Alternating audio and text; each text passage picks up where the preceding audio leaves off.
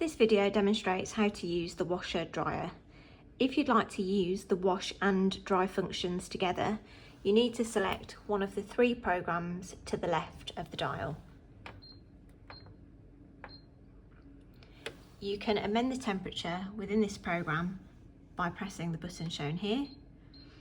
Once all laundry and your laundry capsule have been loaded into the machine, ensure the door is closed securely and press the start button shown here.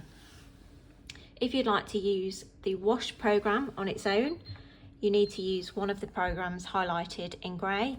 For example, if you'd like to use a quick wash, you can select quick, super quick. Within this program, you can amend the temperature by using the button here. You can also amend the spin, and if you'd like to decrease the time of the wash, you can use the fast function up to twice. Once you've selected the correct program to suit your needs, load the washing into the machine with the capsule and press the start button again. If you'd like to use just the drying function of the machine, you can do so by selecting one of the bottom two programs in blue, cotton dry or synthetic dry.